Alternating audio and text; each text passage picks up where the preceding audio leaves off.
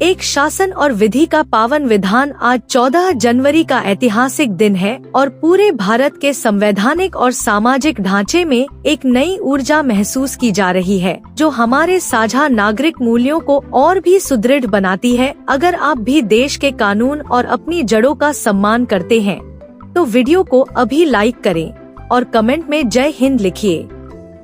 2 खगोलीय क्षेत्राधिकार का परिवर्तन। आज सूर्य देव धनु राशि से निकलकर मकर राशि में प्रवेश कर रहे हैं, जिसे ब्रह्मांड के नियमों का एक बड़ा क्षेत्राधिकार परिवर्तन माना जा सकता है, जो प्राकृतिक न्याय के सिद्धांत के तहत हमारे जीवन में नई व्यवस्था लाने वाला है। इस व्यवस्था को समझने के लिए चैनल को सब्सक्राइब करना बिल्कुल मत भूलना। 3 उत्तरायण का वैधानिक काल। इसके साथ ही उत्तरायण का शुभ काल आरंभ होता है, जिसे अंधकार से प्रकाश की ओर ले जाने वाला एक विधिसम्मत मार्ग माना जाता है, जो समाज में पारदर्शिता और उन्नति का नया दौर शुरू करेगा। इस महत्वपूर्ण जानकारी को अपने सभी ग्रुप्स में तुरंत शेयर करें। 4 व्यक्तिगत शुद्धि का अधिकार। इस दिन पवित्र नदियों में स्नान का विशेष महत्व है, क्योंकि यह स्वयं के आचरण को शुद्ध करने और अपनी अंतरात्मा की अदालत में खुद को बेदाग साबित करने की एक प्राचीन सांस्कृतिक परंपरा है। क्या आपने आज इस शुद्धि प्रक्रिया में भाग लिया? हमें कमेंट में जरूर बताइए।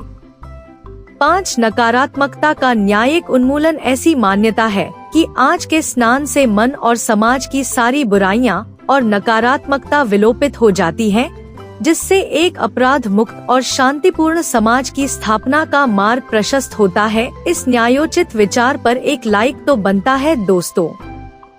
6 अनुशासन और स्वशासन का व्रत। आज भगवान विष्णु को समर्पित षट्तिला एकादशी का व्रत भी किया जाता है, जो हमें सिखाता है कि कैसे आत्म संयम और स्वशासन के नियमों का पालन करके हम एक आदर्श नागरिक बन सकते हैं। और ऐसी ही और ज्ञानवर्धक बातें जानने के लिए सब्सक्राइब करें। 7 दान की सामाजिक संविदा। इस व्रत में तिल का दान विशेष पुण्यदायक है, जो समाज के वंचित वर्गों की सहायता करने और एक कल्याणकारी राज्य की अवधारणा को मजबूत करने की एक प्राचीन सामाजिक संविदा है। आप भी इस सामाजिक न्याय के लिए वीडियो को शेयर करें।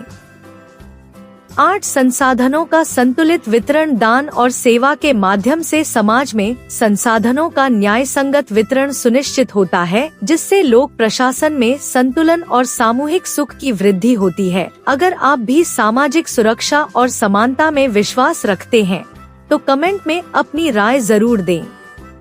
9 कृषि अधिकार और श्रम का उत्सव। किसानों के लिए यह पर्व नई फसल और उनके कठोर परिश्रम के वैधानिक हक का उत्सव है, जो देश की खाद्य सुरक्षा और ग्रामीण अर्थव्यवस्था के सुशासन का मुख्य आधार है। उन मेहनतकश अन्नदाताओं के सम्मान में वीडियो को लाइक जरूर करें। 10 स्वतंत्रता और बाल अधिकार। बच्चों के लिए यह दिन आकाश में उड़ती पतंगों जैसा है, जो उनकी अभिव्यक्ति की स्वतंत्रता और खुशियों के अधिकार का प्रतीक है, जिससे एक स्वस्थ और निडर युवा पीढ़ी का निर्माण होता है। क्या आप भी आज पतंग उड़ाकर अपनी आजादी का जश्न मना रहे हैं? हमें कमेंट में बताएं। 11 अनुभव और मार्गदर्शन की परिषद। बुजुर्गों के लिए यह समय आत्मिक शांति का होता है, जहां वे अपने जीवन भर के अनुभवों और नैतिक कानूनों को नई पीढ़ी के मार्गदर्शन के लिए एक मार्गदर्शिका के रूप में सौंपते हैं। इस अमूल्य अनुभव के लिए चैनल को अभी सब्सक्राइब करें। 12 विविधता में एकता का संविधान। यह पर्व भारत की क्षेत्रीय और भाषाई विविधता के बावजूद एक ही सांस्कृतिक कानून से पूरे राष्ट्र को जोड़ने का सुंदर उदाहरण पेश करता है, जो हमारे गणतंत्र की असली ताकत है। इस अखंडता के लिए वीडियो को खूब शेयर करें।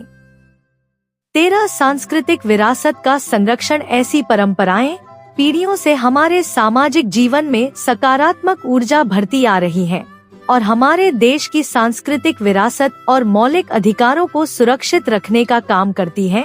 इस गौरवशाली परंपरा को लाइक करना न भूलें। 14 मकर संक्रांति का सुशासन महासंगम। मकर संक्रांति का यह पावन महासंगम हमें जीवन में शुभता और विधि सम्मत संतुलन का संदेश देता है, ताकि हम सब एक सभ्य और विकसित समाज के निर्माण में अपना योगदान दे सके। ऐसी और प्रेरणादायक कहानियों के लिए सब्सक्राइब करें और बेल आइकन दबाएं। मकर संक्रांति की शुभकामनाएं।